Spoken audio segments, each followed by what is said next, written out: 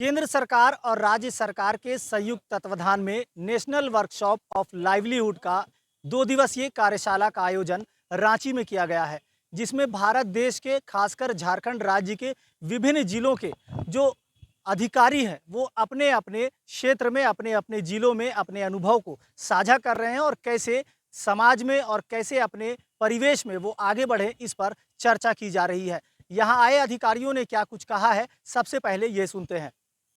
और इस तरह की कार्यशालाएँ सभी की ज़रूरत है, सरकार की और राज्य सरकारों के जो ऑफ़िसर्स हैं, स्टेक होल्डर्स हैं, उनका जमाव बड़ा बहुत ज़रूरी है। क्योंकि पूरे देश में क्या चल रहा है, देश डाइवर्स देश है, विविधताओं का देश है, अलग-अलग राज्यों में अलग-अलग पहल हैं। तो इस तरह की कार्यशाला में आके हमें पता चलता है कि दूसरे राज्य क्या कर रहे हैं, उनके कार्यक्रम किस तरह से क्रियान्वित हो रहे हैं।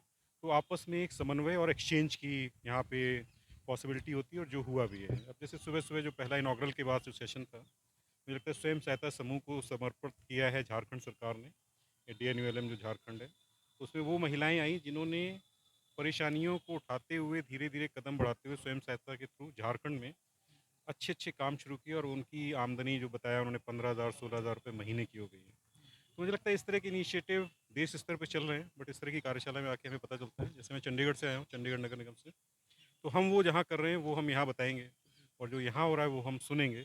तो हम वापस जाके अपने माइंड से सोच सकते हैं कि झारखंड में जो हो रहा है वो हम कर सकते हैं कि नहीं, जो हम वहाँ कर रहे हैं वो शायद झारखंड में हो सकता है। तो ये एक बहुत अच्छी तरह की कार्यशालाएँ हैं और ये समय समय पर भारत सरकार विभिन्न विभिन्न राज्यों में करती रहती है और इसका मकसद knowledge sharing and knowledge network को बढ़ाना मुख्य मकसद। मैं विवेक त्रिवेदी, डॉक्टर विवेक त्रिवेदी, नगर निगम चंडीगढ़, समाज विकास अधिकारी।